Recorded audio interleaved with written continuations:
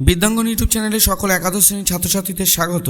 Semester 2তে Bangla শিল্প সাহিত্য ও সংস্কৃতির ইতিহাস থেকে উপন্যাস ও ছোট গল্প অধ্যায়টি রয়েছে। এই অধ্যায় থেকে সাধারণত তোমাদের একটি মান 5-এর অথবা 2+3 সংযোজকমূলক প্রশ্নের উত্তর লিখতে হবে। তাই কোন প্রশ্নগুলো তোমাদের সেমিস্টার 2তে আসতে পারে সেই প্রশ্নের উত্তর সহ আজকের এই ভিডিওতে তোমাদের সাথে আলোচনা করব। তোমরা চাইলে সম্পূর্ণ সাজেশনটি পিডিএফ আকারে ডাউনলোড করতে পারবে, কিন্তু তার জন্য দরকার হবে একটি পাসওয়ার্ড। এই ভিডিওর কোথাও এই পাসওয়ার্ডটি বলা আছে, যা তোমরা মনোযোগ সহকারে সম্পূর্ণ ভিডিওটি দেখে পাসওয়ার্ডটি নিয়ে পিডিএফটি ডাউনলোড করে নেবে। মূল বিষয় আলোচনার আগে তোমাদের বলবো, তোমরা যদি এই চ্যানেলে নতুন হয়ে থাকো চ্যানেলটিকে সাবস্ক্রাইব করো এবং ভিডিওটি যদি ভালো লাগে অবশ্যই লাইক করে দিও। তাহলে দেখতে থাকো যে সমস্ত প্রশ্ন উত্তর তোমাদের পড়তে হবে এই অধ্যায় থেকে। তাহলে উপন্যাস ও ছোট গল্প, শিল্প সাহিত্যের সংস্কৃতি ও ইতিহাস, একাদশ শ্রেণী, বাংলা, সেমিস্টার 2। প্রশ্নের মান 2। পদ্মা নদীর মাঝি উপন্যাসে কয়েকটি চরিত্রের নাম লেখো। উপন্যাসটির উপজীব্য বিষয় কী?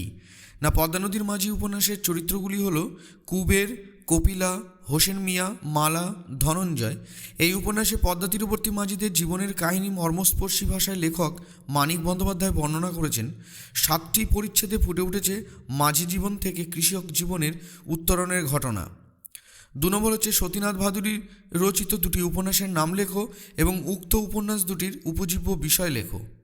না, উত্তর হবে সতীনাথ ভাদুড়ির রচিত 2টি উপন্যাসের নাম জাগরি, ঢোড়াইচরিত মানুষ। জাগরি কি? না, এই রাজনৈতিক উপন্যাসে স্বাধীনতা পূর্ববর্তী ভারতের রাজনৈতিক চলচ্চিত্রে এই পরিবারের একটি পরিবারের কাহিনী পরিস্ফুট হয়েছে। ঢোড়াইচরিত মানুষ এই উপন্যাস ইতিহাসে ক্রান্তিকালে জন্ম নিয়েছে। শ্রমজীবী মানুষের জীবন, সংস্কার, ধর্মবিশ্বাস, আচার, পৌরাণিকতা সহ ভারতের বাস্তবতা এক বিরাট পরিবর্তনের মুখোমুখি দাঁড়িয়ে থাকা মহাকাব্যিক নায়কের সন্ধান পাওয়া যায় এই উপন্যাসে। 3 নম্বর প্রশ্ন, পালামৌ কী ধরনের রচনা? রচয়িতা কে? না, পালামৌ উপন্যাস নয়, এটি ভ্রমণ কাহিনী। রচয়িতা সঞ্জীব চট্টোপাধ্যায়। 4 নম্বর প্রশ্ন, ত্রৈলোক্যনাথ মুখোপাধ্যায় রচিত কয়েকটি উপন্যাসের নাম লেখো। না, ত্রৈলোক্যনাথ মুখোপাধ্যায় রচিত কয়েকটি উপন্যাস হচ্ছে কঙ্কাবতী 1892, মুক্তমালা 1901, ফোকলা দিগম্বর 1901 এবং ডমরু চরিত 1923 প্রভৃতি। সালগুলো তোমরা অবশ্যই লেখার চেষ্টা করবে। 5 নম্বর, রবীন্দ্রনাথ রচিত 6টি ছোট গল্পের নাম লেখো। না, রবীন্দ্রনাথ রচিত 6টি ছোট গল্প হলো দেনা পাওনা, কাবুলিওয়ালা, নষ্টনীর, গুপ্তধন, ছুটি, মেঘ ও রৌদ্র। 6 নম্বর হচ্ছে প্রেমেন্দ্র মিত্রের প্রথম উপন্যাসের নাম লেখো এবং তার কয়েকটি গল্পগ্রন্থের নাম লেখো। না, প্রেমেন্দ্র মিত্রের প্রথম উপন্যাস হলো পাক 1926 খ্রিস্টাব্দে, যেটা প্রকাশিত হয়। এবং প্রেমেন্দ্র মিত্রের উল্লেখযোগ্য কিছু গল্পগ্রন্থ হলো আগুন নিয়ে খেলা 1933, পঞ্চস্বর 1929, বেনামি বন্দর 1930, পুতুল ও প্রতিমা 1932। 7 নম্বর প্রশ্ন, বনফুল এর প্রকৃত নাম কি? না, তার রচিত তৃণখণ্ড উপন্যাস কাকে উৎসর্গ করেছেন? না, বনফুল এর প্রকৃত নাম বলাইচাঁদ মুখোপাধ্যায়। তৃণখণ্ড উপন্যাসটি বনফুল উৎসর্গ করেছেন ডক্টর বনবিহারী মুখোপাধ্যায় ও চারুব্রত রায়কে। 8 নম্বর প্রশ্ন, কপালকুণ্ডলা উপন্যাসের মূল বিষয় কি? না, মোগল সম্রাট জাহাঙ্গীরের সময়কালে রচিত ইতিহাস ও রোমান্স ধর্মী উপন্যাস। উপন্যাসটি 4টি খণ্ডে 31টি পরিচ্ছেদে বিন্যস্ত। প্রকৃতি দুহিতা কপালকুণ্ডলা আরণ্যক জীবন ত্যাগ করে একদিন সামাজিক জীবন ও বিবাহে বাধা পরে এক অজ্ঞাত কারণে মৃত্যুর দিকে এগোলে ঘটনাচক্রে নবকুমারের সাথে সাক্ষাৎ হয়। এই কাহিনী বর্ণনায় সৌন্দর্যে অপরূপ দক্ষতা ফুটে উঠেছে। 9 নম্বর প্রশ্ন, মানিক বন্দ্যোপাধ্যায় কয়েকটি উপন্যাসের নাম ও প্রকাশকাল লেখো। না, প্রকাশকাল সহ মানিক বন্দ্যোপাধ্যায়ের কয়েকটি উপন্যাস হলো দিবারাত্রি কাব্য 1935, পুতুল নাচের ইতিকথা 1936, পদ্মা নদীর মাঝি 1936, শহরবাসের ইতিকথা 1946, চিহ্ন 1947, সোনার চেয়ে দামি 1951, 1952 দুবারে এটি প্রকাশিত হয়। ইতিকথার পরের কথা 1952, হলুদ নদী সবুজ বন 1956, মাটি ঘেঁষা মানুষ 1957 প্রভৃতি। 10 নম্বর প্রশ্ন, অন্নদাশঙ্কর রায় রচিত 2টি উপন্যাসের নাম ও প্রকাশকাল লেখো। না, প্রকাশকাল সহ অন্নদাশঙ্কর রায়ের 2টি উপন্যাস হলো সত্যাসত্য 1932 থেকে 1942, রত্ন শ্রীমতী 1957, 1958, 1971। 11 নম্বর, সৈয়দ মুস্তফা আলী রচিত কয়েকটি উপন্যাসের নাম ও প্রকাশকাল লেখো। না প্রকাশকাল সহ সৈয়দ মুস্তফা আলী রচিত কয়েকটি উপন্যাস হলো অবিশ্বাস্য 1953, শবনম 1951, শহরইয়ার 1969, তুলনাহীন 1974 প্রভৃতি।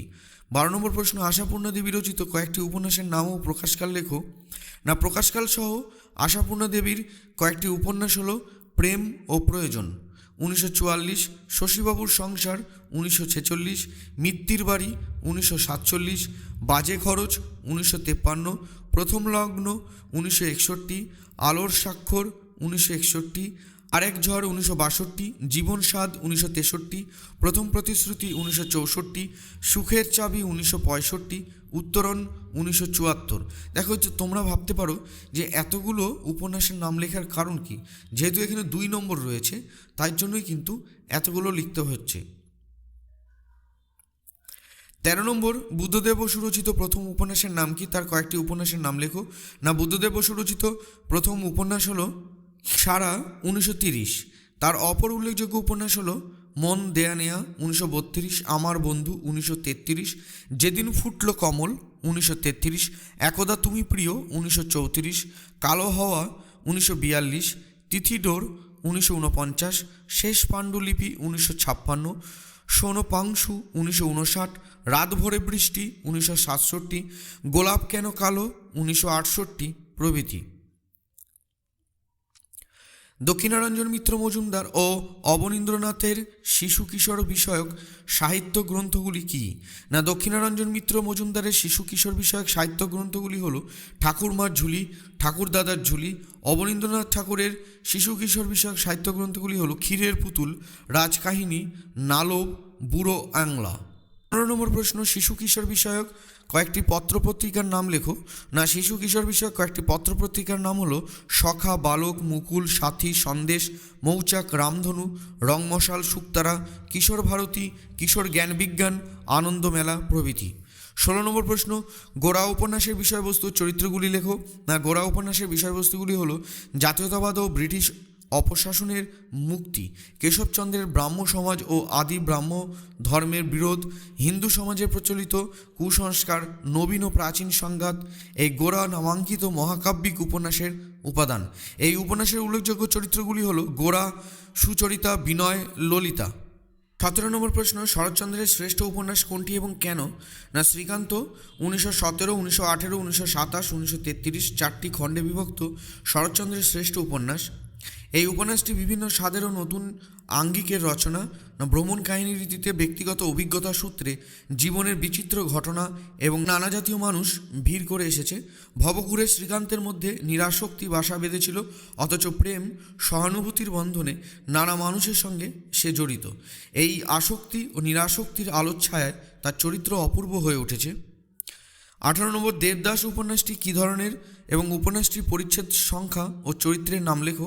না দেবদাস উপন্যাসটি দাম্পত্য সমস্যামূলক উপন্যাস। উপন্যাসটির পরিচ্ছেদ সংখ্যা 16, চরিত্রগুলি হলো দেবদাস, পার্বতী ও চন্দ্রমুখী, চুনিলাল। 19 নম্বর, দেনাপাওনা উপন্যাসটি কোন পত্রিকায় প্রকাশিত হয়েছিল। উপন্যাসের বিষয় ও চরিত্রের নাম লেখো। না দেনাপাওনা উপন্যাসটি প্রথম প্রকাশিত হয়েছিল ভারতবর্ষ পত্রিকায়। উপন্যাসটিতে প্রচণ্ড প্রতাপশালী জমিদারের কথা, গ্রাম বাংলার নানা ছবি ফুটে উঠেছে। না উপন্যাসের চরিত্রগুলি হলো জীবনানন্দ, সরসী, জ্ঞানার্ধন, ফকির সাহেব, হৈম প্রমুখ। 20 নম্বর, তারাশঙ্কর বন্দ্যোপাধ্যায়ের ছদ্মনাম কি, তার রচিত প্রথম ছোট গল্প কোনটি। না তারাশঙ্কর বন্দ্যোপাধ্যায়ের ছদ্মনাম হলো হাবু শর্মা। 1928 খ্রিস্টাব্দে কল্লোল পত্রিকায় প্রকাশিত তার রসকলি নামে প্রথম ছোট গল্প। তাহলে দেখতে পাচ্ছ এই প্রশ্নগুলো তোমাদের জন্য গুরুত্বপূর্ণ। তারপরে প্রশ্নের মান 3, মানিক বন্দ্যোপাধ্যায়ের 5টি উপন্যাসের নাম লেখো এবং যে কোনো একটি উপন্যাসের বিষয় ও চরিত্রগুলি লেখো। তাহলে দেখিয়ে দিচ্ছি সম্পূর্ণ উত্তরটা কিন্তু এখানে রয়েছে, এটা আর পড়ে শোনালাম না, তাহলে ভিডিওটা অনেক বড় হয়ে যাবে তোমাদের কাছে। তাই তোমরা এগুলো কি করবে না পাসওয়ার্ডটা অবশ্যই কালেক্ট করে নিয়ে তোমরা এর পিডিএফটি সংগ্রহ করে নেবে। দেখতেই পাচ্ছ সম্পূর্ণ উত্তরটা কিন্তু এখানে করে দেওয়া হয়েছে।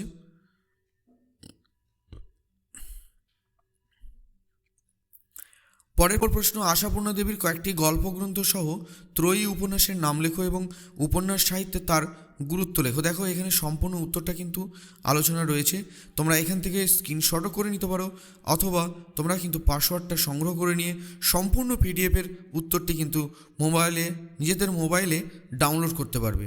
তার জন্য তোমাদের কিন্তু মনোযোগ সহকারে ভিডিওটা সম্পূর্ণ দেখতে হবে। 3 নম্বর হচ্ছে, রবীন্দ্রনাথ ঠাকুর রচিত প্রথম ছোট গল্পটির নাম লেখো এবং কোন পত্রিকায় সেটি প্রকাশিত হয়েছিল। রবীন্দ্রনাথের রচিত ছোট গল্পের শ্রেণী বিভাজন করো, মানে কত প্রকার ছোট গল্পগুলো সেই প্রকারভেদে এখানে লিখতে হবে। দেখতেই পাচ্ছ সম্পূর্ণ উত্তরটা কিন্তু এখানে রয়েছে প্যারাগ্রাফ করে। 4 নম্বর প্রশ্ন, শরৎচন্দ্র চট্টোপাধ্যায়ের 6টি ছোট গল্পের নাম লেখো এবং ছোট গল্পে শরৎচন্দ্রের গুরুত্ব লেখো, অর্থাৎ তার ভূমিকা এখানে লিখতে হবে ছোট গল্প হিসাবে। এই প্রশ্নটা খুবই গুরুত্বপূর্ণ প্রশ্ন। 5 নম্বর প্রশ্ন, বঙ্কিমচন্দ্রের একটি তত্ত্ব ও দেশাত্মবোধক একটি ঐতিহাসিক উপন্যাসের উদাহরণ দাও, সেই দুটি উপন্যাস সংক্ষেপে আলোচনা করো। দেখতেই পাচ্ছ এখানে কিন্তু সম্পূর্ণ উত্তরটা রয়েছে, তা তোমরা কিন্তু এগুলো ভালো করে পড়ো, তোমরা কিন্তু এখান থেকে অবশ্যই সেকেন্ড সেমিস্টারে কমন পাবেই। তাহলে দেখতেই পাচ্ছ তোমাদের কিন্তু যে শিল্প সাহিত্য সংস্কৃতি থেকে মান 5-এর প্রশ্ন আসবে, একটা গোটা মান 5-এর প্রশ্ন আসতে পারে, আবার অথবা 2+3 করেও কিন্তু তোমাদের মান 5-এর প্রশ্ন আসতে পারে। তাই তোমাদের কিন্তু সেইভাবেই প্রিপারেশন নিতে হবে যেন একটাও মিস না যায়। তাই এই 5 নম্বরের প্রশ্ন যখনই আসবে সংযোজকমূলক, যদি তুমি একটা না পারো তাহলে কিন্তু তোমার 2 অথবা 3 নম্বর মাইনাস হয়ে যাবে। তাহলে এই জন্যই বলছি যে 2 এবং 3 সমস্ত প্রশ্নের উত্তরগুলো যদি তোমার ভালো করে পড়া থাকে তাহলে কিন্তু মান 5-এর যে কোনো ধরনের প্রশ্নের উত্তর কিন্তু তোমরা লিখে আসতে পারবে। তাই এই অধ্যায়টা যে সমস্ত গুরুত্বপূর্ণ প্রশ্ন ছিল যেগুলো কিনা তোমাদের সেকেন্ড সেমিস্টার পরীক্ষায় আসতে পারে সেগুলোই আজকে তোমাদের সাথে আমি আলোচনা করলাম।